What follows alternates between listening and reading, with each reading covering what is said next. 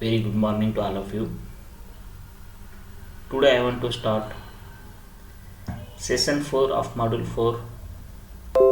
Title of module is Bearing Capacity of Shallow Foundation. Course outcome of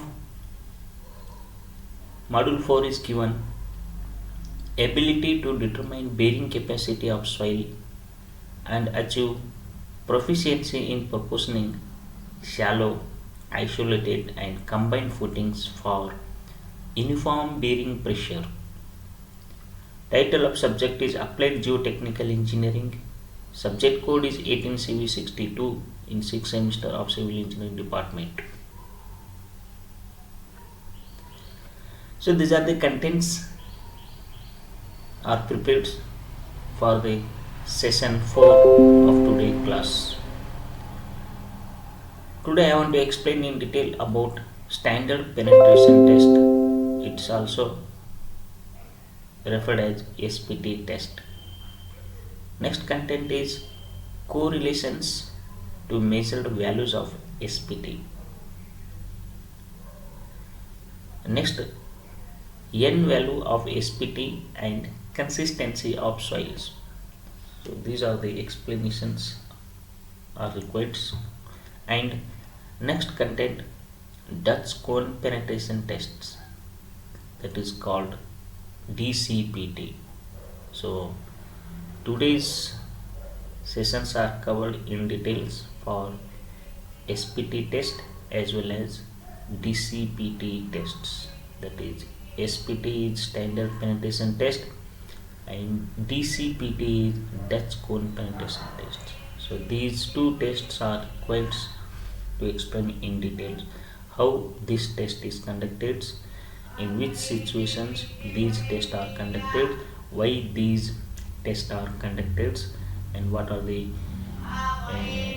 formulas are there to determine by using these two tests.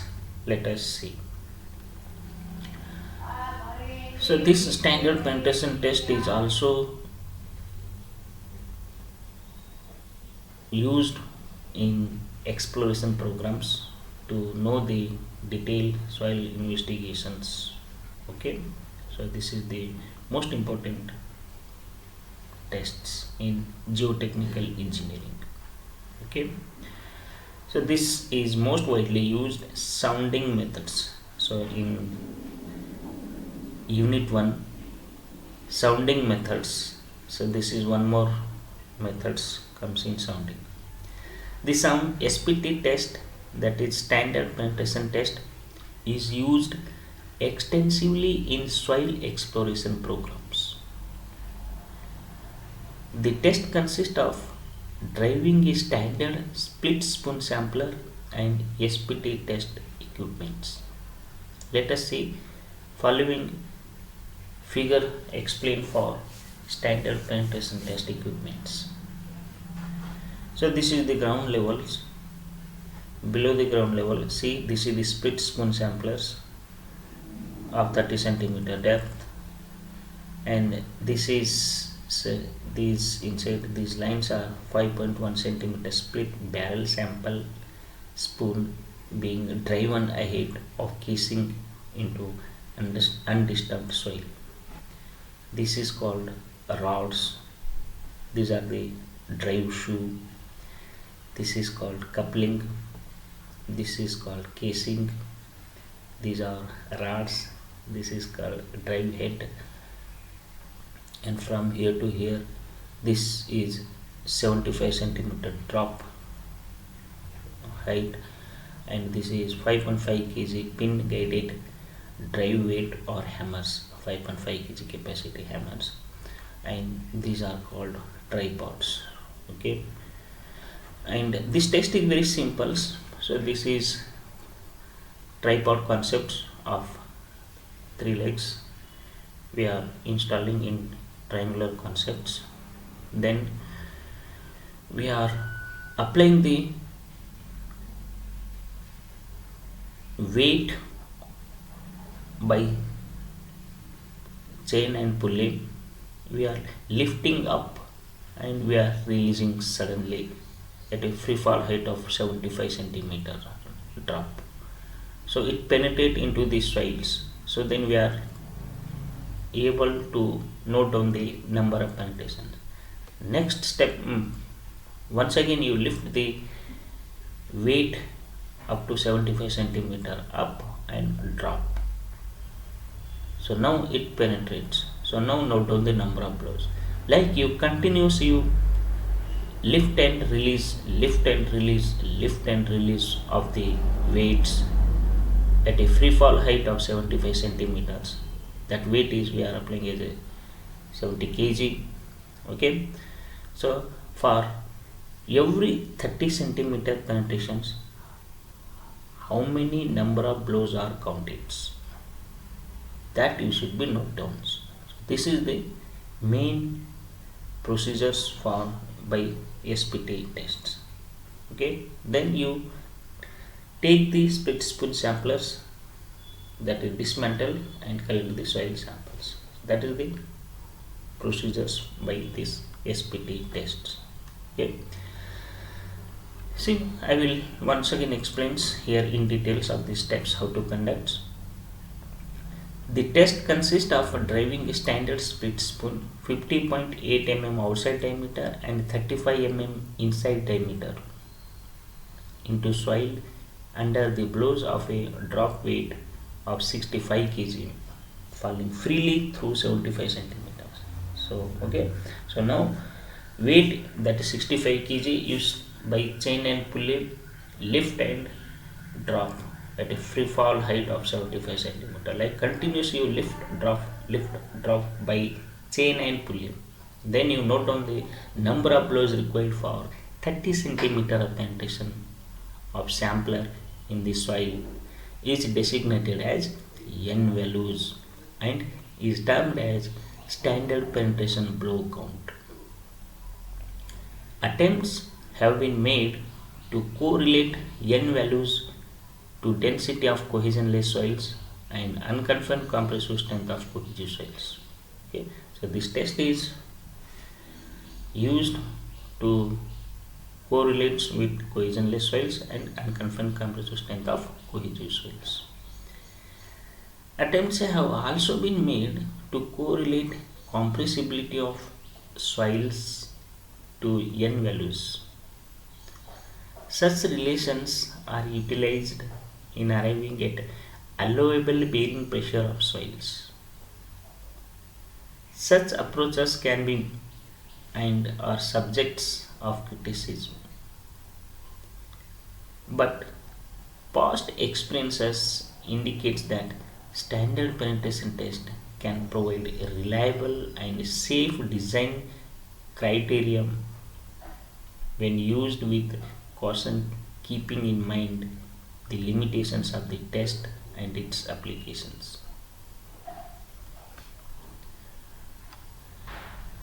So now these are the correlations to measure values of SPT. The N values of SPT as measured in field may to be correlated.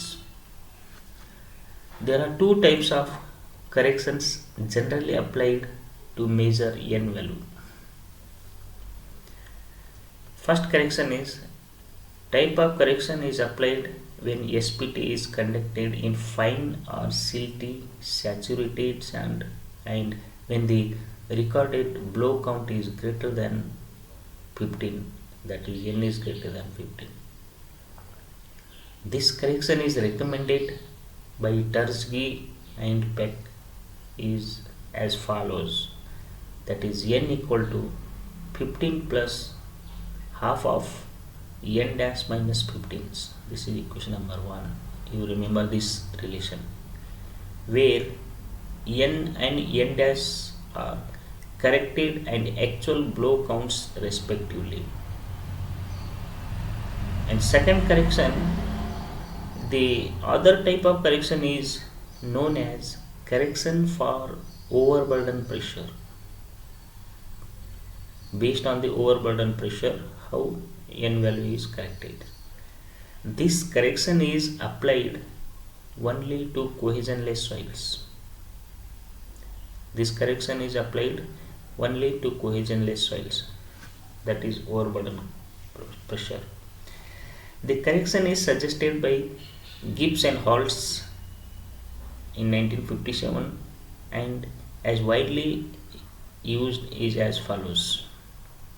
Equations is given: n equal to 35 times n dash by sigma bar plus 7 for sigma naught is less than or equal to 28 ton per meter square.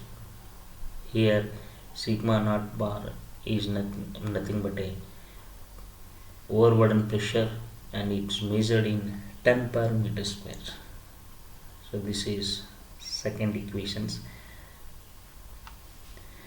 And n equal to 345 times n dash by sigma bar plus 69 for sigma naught is less than or equal to 276 kilonewton per meter square. This is the second conditions.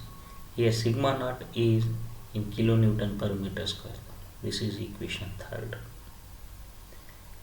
where n and n dash are corrected and measured blow counts respectively. N is corrected and n dash is measured blows obtained from the fields, and sigma naught is the effective overburden pressure. Sigma naught dash is the effective overburden pressure at the depth of SPT.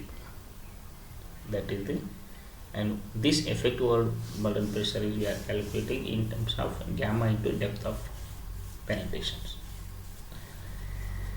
It is considered advisable to place an upper limit of 2 for overburden correction.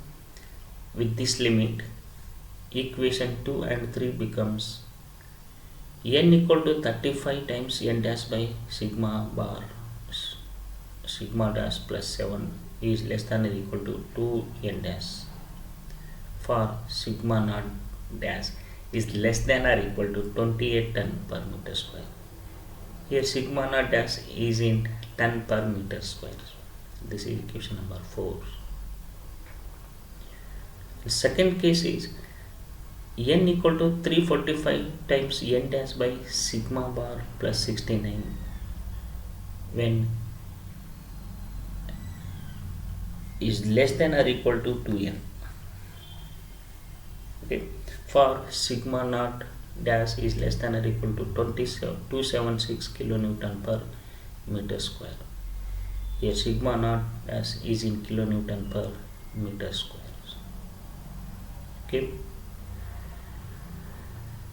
the overburden pressure or the overburden correction is gradually presented in equation 1, 2 and 3 for the following respective two cases. The overburden correction is gradually presented in equation 1, 2 and 3 for the following respective two cases. So these are the two cases. First case is water table at greater depth greater than 16.5 meter below ground level with assumed density of soil as 1.7 ton per cubic meters or 16.7 kilonewton per cubic meters. First correction case is water table at greater depth greater than 16.5 meter below ground level with assumed density of soil as 1.7 ton per cubic meters. In second case, water table at ground level and assumed submerged density of soil as 1 ton per cubic meters. So this is second case. In these cases, n value is also corrected. N of SPT and consistency of soils. How n value is selected for SPT and consistency of soils. Consistency of a soil, granular soil, is indicated by its relative density, and that of a cohesive soil by its unconfined compression strength. Okay. Consistency of a granular soil is indicated by its relative density, and that of a cohesive soil by its unconfined compression strength. Table 1 represent empirical relationship currently used in obtaining relative density of cohesionless soils from n values of SPT. From n values, angle of internal friction phi of soil can be obtained from tables. That is, with respect to n value, we are getting phi value. Okay. See, this is the table 1 is given.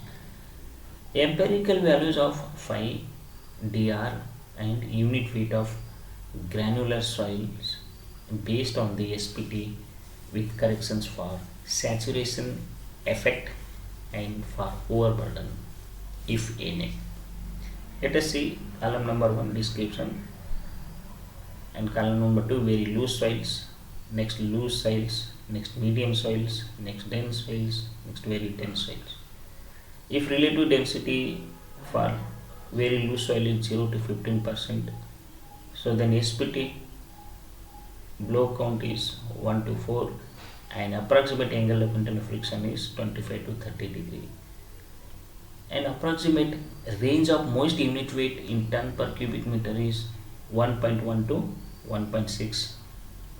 If the loose soil SPT value is 10, then relative density is 35%, so then phi value is 27 to 32 degree and most unit weight is 1.45 to 1.85. If the relative density is 65%, so then soil is medium, then n value we are getting 30, then the phi value we are getting 30 to 35, then unit weight of soil is 1.7 to 2.1, it should come. If the soil is dense layers, that is relative density is 85%, then SPT value is 50, so then phi value is 35 to 40 degree. So then gamma value is selected 1.75 to 2.25. If the sand is very dense sands, so then relative density is 100%. So then approximate phi value is 38 to 43 degree. So then gamma is 2.1 to 2.4. Here relative density is given by the equation E max minus E by E max minus E minimum. So here E max is maximum void ratio, E is initial void ratio, E minimum is minimum void ratio, and dr is relative density of sand in percentage. So these tables is explained with respect to n value obtained by SPT, how phi is selected, how gamma is selected, which range it should be selected, and as well as relative density. So this diagram is explained for Dutch cone penetration test, DCPT. Okay, see, this is the clear dimensions of DCPT. So this is inner rods, this is outer rods, this is union sleeve, and this is 60 degree cone means this total width is 35.7 mm. So this is the dimension of Dutch cones. The test is not only performed under static loading but can also be performed under dynamic loadings. Okay. A Dutch cone penetration is shown in figure above.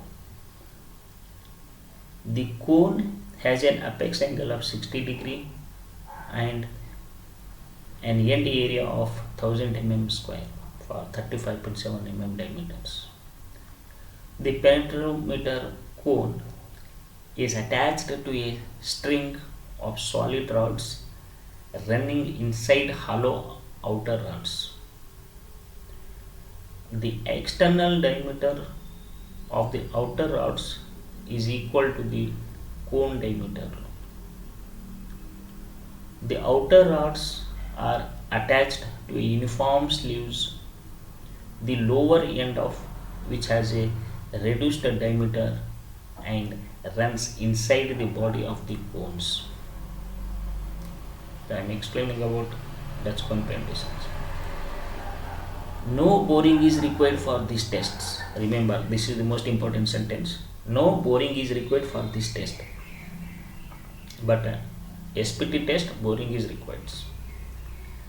The cone is pushed 80 mm into the soil deposits at a uniform rate of 15 to 20 mm per second by means of the inner rods. The cone is pushed 80 mm into the soil deposits at a uniform rate of 15 to 20 mm per second by means of the inner rods, the sleeves remaining stationary. The force is provided hydraulically. We are applying force by hydraulically, and the required pressure is recorded on a burden gauge. The required pressure is recorded on a burden gauge. The end resistance of cone at any depth. The end resistance of cone at any depth is called the cone penetration resistance, QC, okay, which is computed as the force required to advance the cone divided by the end area. The values of QC has also been obtained, that is cone resistance is also been obtained in the above test, have been correlated with the soil properties such as phi as shown in below figures. So based on the phi value also cone resistance is correlated. See, this is the diagrams. Angle of internal friction versus cone resistance. Phi is in degree and QC in kilonewton per meter square, and this is the standard nature of graph is prepared based on phi value. If the phi value is 35 degree, so then you how much QC. See here, for example, if phi is 35 degree, so then you select this value. I think this is 900 kilonewton per meter square. If phi value is 40 degree, so then with respect to 40 degree you go towards curve where it's passed, so then draw the horizontal line. Now you refer, so this is 2200 kilonewton per meter square, that is cone resistance. So like based on the phi value you select the QC value from this standard prepared graph. So this graph is figure is called approximate relation between standard dynamic cone penetration resistance, that is QC, and shearing strain parameters, that is phi dash. So this is prepared based by Meherov in 1976. Next, Smartman has correlated the Young's modulus of elasticity determined from the results of screw plate tests with the cone penetration resistance QC as given by the relation E equal to 2 times QC. So this is equation 1. So by Smartman he has derived the equation E equal to 2 times QC. So now these are the references are referred for module 4 to cover the session 4 class in details. Okay, thank you one and all.